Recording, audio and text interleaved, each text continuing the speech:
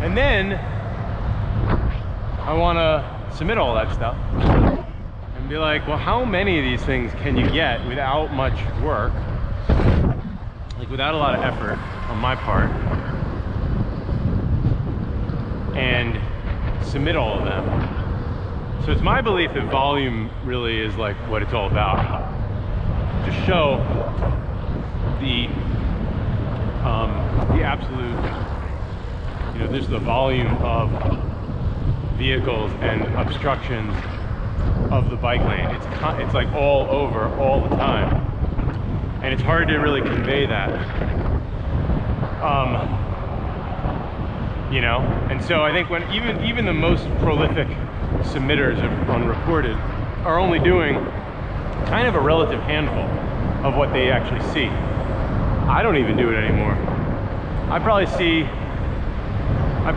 20 just on 106th Street, just like in 5 minutes, maybe 7 minutes of, I mean, just on 106th Street. If I just went those 3 avenues on 106th Street, which has a painted bike lane, at 9 a.m., 9:30, whatever it is, that I bet you I see around 20 on both sides of the street, right? And that's not counting like all the other kind of infractions like U-turns and stuff like that, where there's motion involved. So I don't know.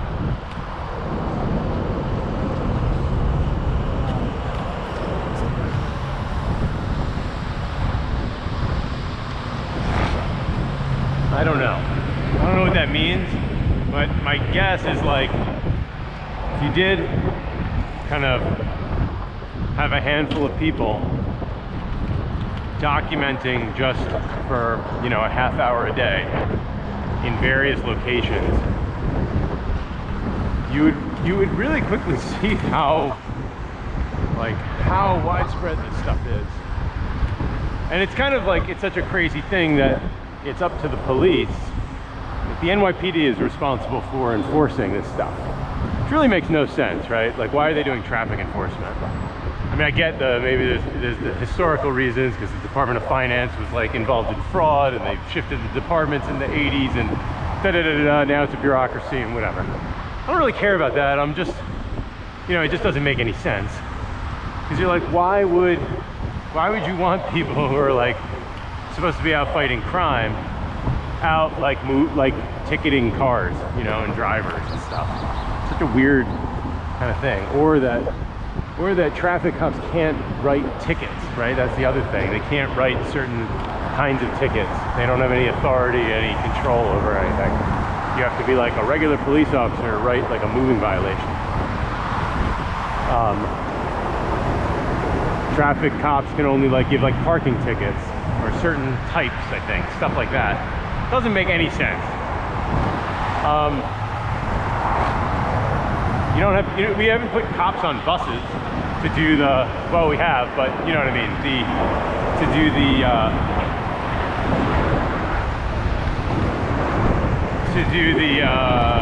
bus lane enforcement. They have cameras, they snap photos. You are a vehicle and you're in a bus only lane, you will get a violation. You will get a ticket. And that's like pretty impressive. That totally makes sense.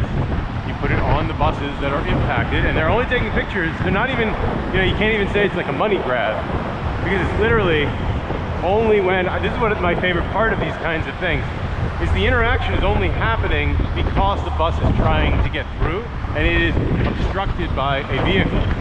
So these things are not happening at 2 a.m. when like nobody's on the street and there's no bus. It's not like random, you know, enforcement agents are just like trolling around, or they have cameras and they're just doing it in random hours, where you could argue, kind of, not very convincingly, but you could argue that, oh, it's just like a money grab, they're doing it and nobody's, you know, it's not helping anybody. In these situations, they're only, like, the configuration is such that a driver is only getting a summons when they are obstructing a bus. And that's the same thing for recorded, you know? The only people who are generally snapping these photos are people who are on a bike, who are directly impacted by a car blocking the bike lane. They're not just sort of trolling around randomly, sometimes, but there's some cops hanging out.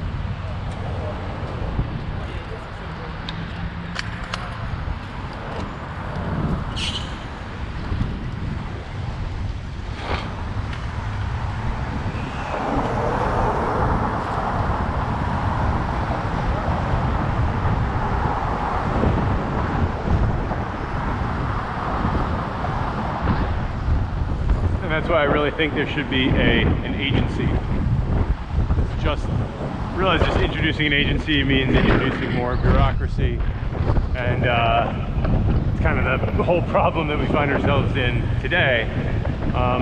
So I don't know.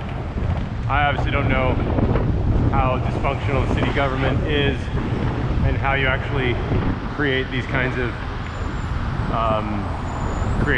change, but I can tell you what the goal is. The goal is, if you build infrastructure for bikes, it should all be clear of obstructions by any means. And right now there is almost virtually no means to enforce this. It's just very haphazard.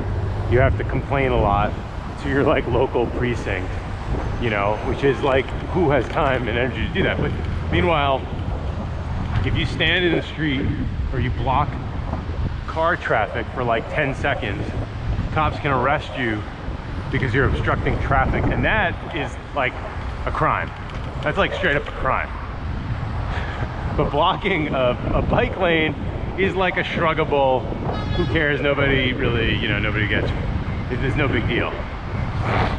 And I think that's like, or even, I mean, even worse, I think, is blocking any kind of pedestrian area. Blocking crosswalks, but also blocking, like parking on the sidewalk, things like that, which should be like absolutely the worst on the list of offenses that you could be doing. Because you're taking a vehicle that should be in the road and putting it on a sidewalk where only pedestrians expect pedestrians and only pedestrians should be. And we've established those as safe areas for people to walk and run and push their strollers and push their wheelchairs or whatever, and now you're putting your goddamn vehicle in the way of that. Again, no enforcement, basically nothing. Cops will point to the number of tickets that they issue for each offense, and I find this is pretty fascinating, because that's like a nonsense metric that doesn't really mean anything. They're like, well, we wrote, you know, 822 tickets. Like, some precinct will record its data, its numbers, and they think in terms of tickets, right? So they think in terms of quotas and summonses and all of that, which is just dumb. Okay.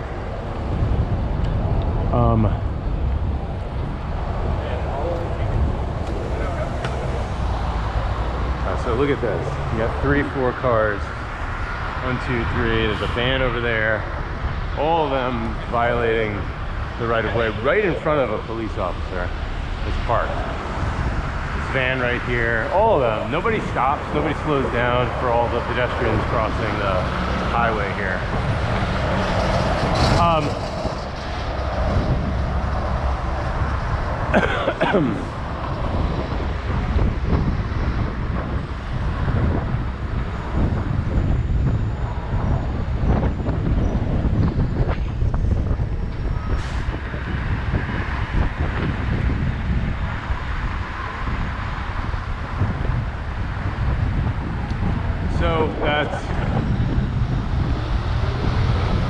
So bringing it back, what I want to, oh yeah, so you have to like plead with the cop, and then so the NYPD will report in like a PDF.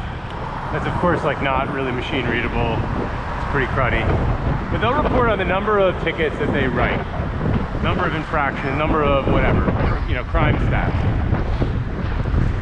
And one of those is like, oh, we wrote this many parking tickets, we got this many speeding tickets, we caught this many people. And on the one hand, you're like, wow, that's great. And they're like, it's up 8% from last month, it's down 2% from last month. But that's not a measure of anything except for just activity, right? And we always, it's problematic to report, to conflate impact with activity. Activities is what you do, but what is the measurement of what you want? What you want are, let's say, the average speed, the number of drivers who are exceeding 25 miles an hour to be less than 5% of vehicles or something. And those are the numbers that nobody is measuring. And ticketing is part of the toolkit to do that. But that's not the means, that's not the goal. It does not make me happier that they ticketed 100,000 drivers instead of 80,000 drivers. Because the goal should be vision zero, and then also some key results from that, which is like, for example, some percent of vehicles going above the speed limit is at an all-time low. That would be impressive, right? Because then that ties and aligns all your goals correctly. That's what we want to see. And so ticketing is one part of that process, but the other big part is design. So imagine if instead of ticketing, or in addition to ticketing, you also employed safe, cones or bollards or chicanes, things like that. Here's an FTW 5666 sitting in the bike lane. Only car in the bike lane here. On his phone. He's on a phone call. He must be important because he brought his car to a phone call.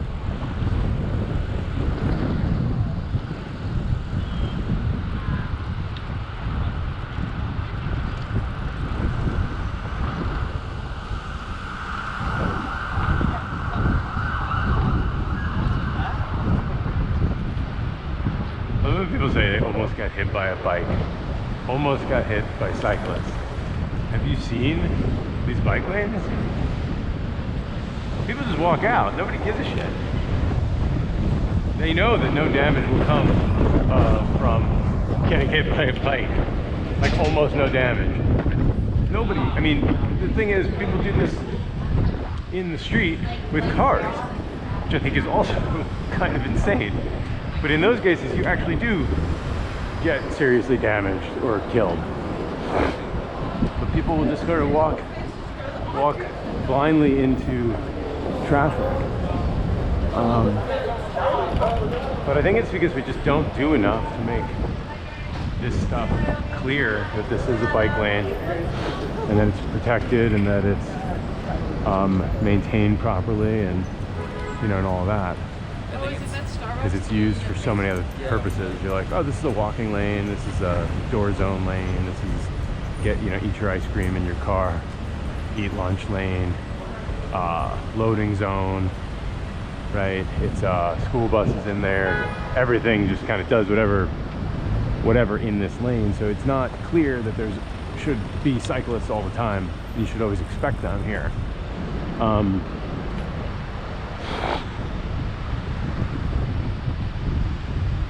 God, it is a really nice day though.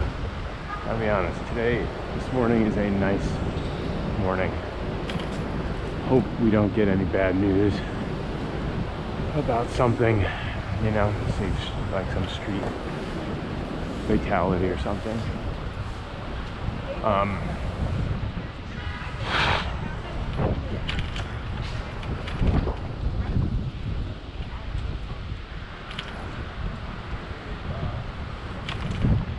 It's a police light lane.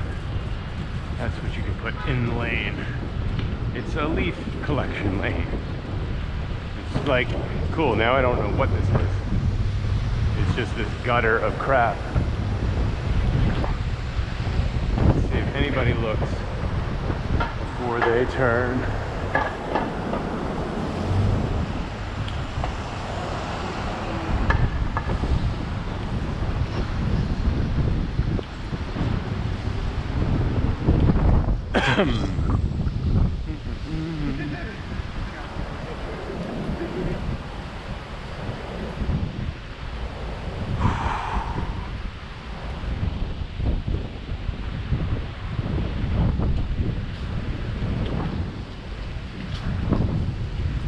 All right.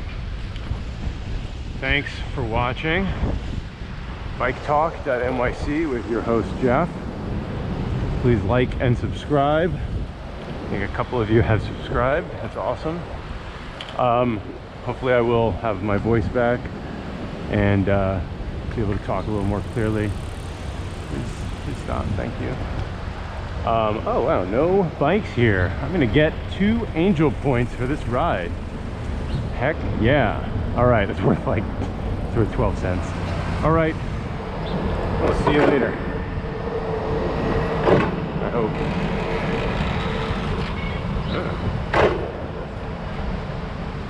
Gimme.